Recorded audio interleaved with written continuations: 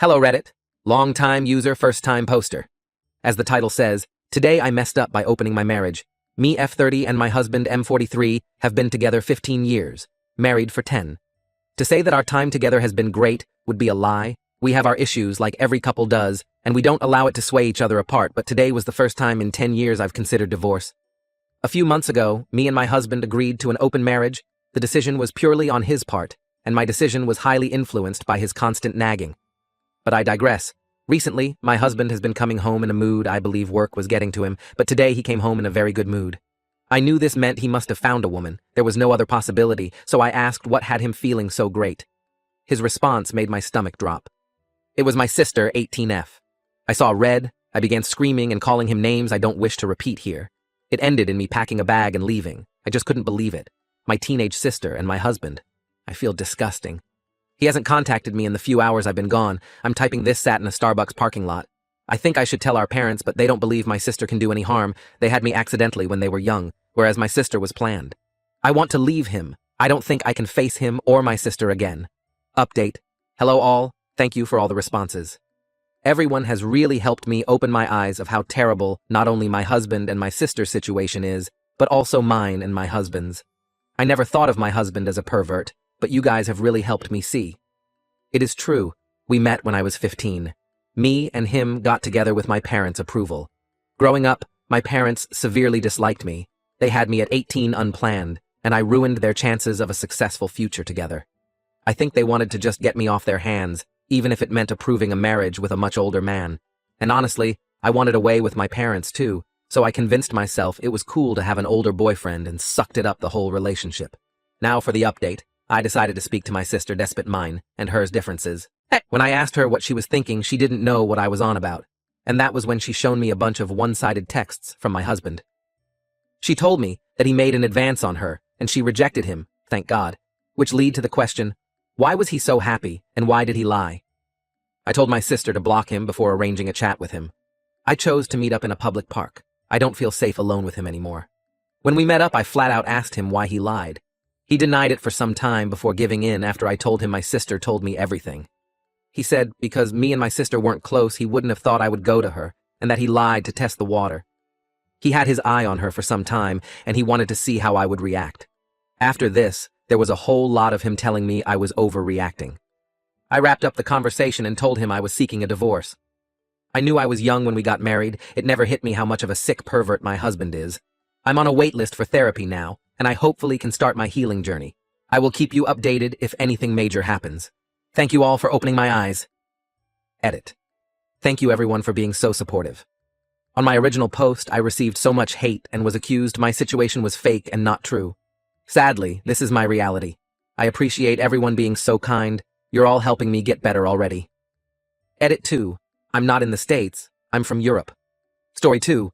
My wife can't get over her mom passing, and I'm going to divorce her over it. Yeah, I know. Everyone is fired up at the title and ready to tell me what an asshole I am. To those people, I implore you to read the rest of this post before making a judgment. My 36M wife's 33F mother passed away 5 years ago from lung cancer. It was not a peaceful or easy death. Our lives understandably went on pause after the diagnosis, and we both spent a lot of time off work helping care for her mother. My wife had a pretty typical showing of grief at the time, cycling through different stages. Same with our 3 kids. After she passed, however, my wife got really bad. I totally understand this. I can't say I know exactly what she went through because I haven't had a parent die, but I understand how devastated she was, for months after she could barely function. I gently took over pretty much all the responsibilities in the household and with the kids. She had been attending grief counseling since the diagnosis and continued after the death. None of this is the problem. I endeavored to be as supportive as possible. She cried on my shoulder every night for months, and I just thought this was the worst of for better or worse. The problem is that after 5 years, she does not seem any better or more functional. She stopped grief counseling about 4 years ago and refused to go again, stating it would not help her and that nothing could. About a month before any major holiday, she will have a major downturn. In bed half the day, crying all day, does not want to interact with the family, does not have the energy to do anything around the house. This will go on every single day until about a week after the holiday ends. Every holiday is intense grief, just as much now as it was 5 years ago. October, November, December, and January, her mom's birthday month, every year, are particularly bad. I am essentially without my wife, and am a single parent to my 3 kids.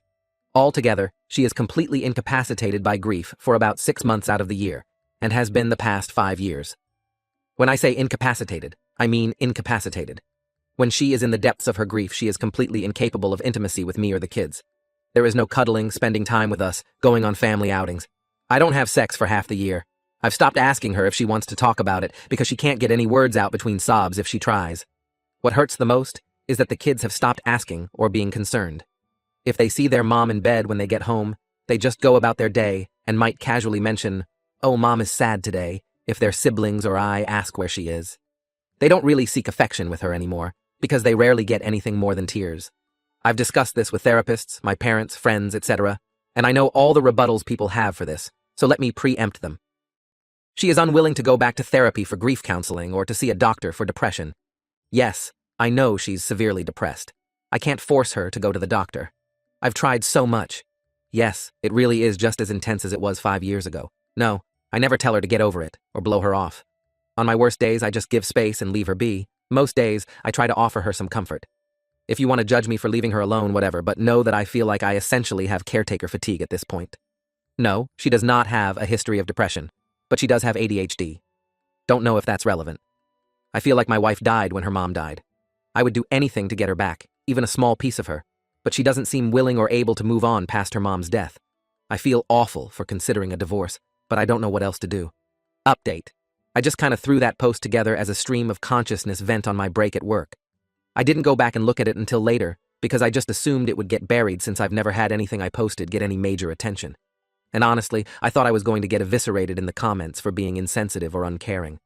I was floored by the number of responses and really kind DMs I got and felt a little overwhelmed at the idea of responding to them all, so I figured I would post an update here.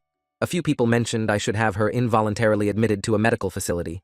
I didn't mention in the original post, but I did ask our family doctor about that maybe a year ago, and he told me that unless she is a threat to herself or others, it's unlikely to happen. I looked this up myself as well, and that appears to be true for the state we live in. I do agree that she needs medical treatment. I suspect that during her year of grief counseling after her mom's death, that she was not honest with her counselor. I have a distinctly sad memory of her coming home after one of her last sessions and telling me that her counselor said she probably wouldn't need to go much longer. Then she went and laid down on the bed and cried. I haven't been able to convince her to go back to counseling. However, I'm glad I posted to Reddit, because somehow I hadn't really considered that she might need more intensive treatment than just counseling. I also saw one comment that scared the hell out of me, that she may do something drastic if I give her a divorce ultimatum. With those things in mind, I don't think doing that is the way to go. Instead, I'm planning to write her a letter explaining to her how we need her back, and that we love her and care for her deeply, but she needs more help than we can provide alone, and tell her that she needs to go to the doctor and be honest about what she's been going through. Update. I wasn't planning to post again, but got a lot of supportive messages asking for an update, so here we go. My soon-to-be ex-wife has completely lost her fucking mind. After my last post, I spent a couple of days writing the letter to her. In it, I explained that the kids and I love her dearly, and that we're concerned for her. I outlined all the worrying behavior, and told her that I believe she needs to seek additional medical care. I explained that it sounded like she had complex grief, thank you everyone who pointed that out, and that the grief therapy she went to years ago was insufficient to help her get through it. I did not say anything about potentially divorcing her, but did say that the kids can't continue to live in their current situation. It was a long letter, and I don't really feel like transcribing it here. I read the letter to her the same night. I finished writing it after the kids had gone to bed. After I finished reading, she just stared right through me, 1,000-yard stare, for probably 15 minutes, then finally stood up and started walking to the door. I panicked and tried to stop her, asked her where she was going. Can we talk about this? I'm concerned for your safety. She rolled her eyes at me and said in the coldest voice I've ever heard her use, I hope when your parents die, someone doesn't tell you to get over it. After that, I didn't try to stop her. I just let her go. I was pissed off for maybe 5 minutes before the panic set back in. I legitimately thought she was going to end herself. I checked my phone and she had turned her location off. I called and texted probably 50 times over the next hour, begging her to at least let me know she was okay and that she wasn't going to do something drastic. Right before I was about to call the police, I got a call from her phone. I answered immediately, and before I could get much of anything in, a man's voice told me, "She's fine, but she doesn't want to talk to you," and hung up. I felt like I was having an out-of-body experience at the time. I had no idea what the fuck was going on. I almost called the cops anyway, but I was disassociating hard and talked myself out of it. I kept calling her phone all night, but no one picked up again. After about 2 a.m., it started going straight to voicemail. I barely slept that night. When I woke up the next day, she wasn't home. I took the kids to school, daycare. I normally do this, and my wife is normally still asleep while I do, so thank God they didn't ask where Mom was. I tried calling my wife's phone more all morning, but still voicemail. I called her office and asked if she was at work, and they told me she had called in sick. I called in sick to work as well and basically just sat on my couch, trying to get a hold of her, while being a nervous wreck. I called my mom as well and asked if she could pick the kids up from school today and watch them overnight. I didn't tell her everything that was going on yet, just that something had come up that was urgent, and I needed some help. My wife walked in the door sometime after 4 p.m. I tried to hug her, and she shied away from me. I asked her where she had been. No response, just a blank stare. I asked her who had called me from her phone. No response, blank stare. At this point, I was frustrated and told her that if she didn't want to explain what was going on, she could get the fuck out. I regret saying it that way now, but holy shit was I frustrated. So she started talking, but it was like I was talking to a text-to-speech AI with her voice. No emotion, totally flat, almost annoyed. She told me that she had gone to her friend John's, fake name, house. I had no idea who the fuck John was and asked her to explain further. Over a 2-hour or so conversation where I had to pry details out of her, I got most of the story. She was answering like a lawyer, very basic answers, no details or context outside of exactly what I was asking her. Basically, John is a coworker. I've met the dude once or twice at office party type events, but never really talked to him. I never saw him hanging out with my wife or showing interest in her. But apparently, over the last year or so, she has been spilling all her feelings about her grief over her mom's death to him, and he's been comforting her. He had a parent die from cancer too, so I guess she felt they had a connection she didn't have with me.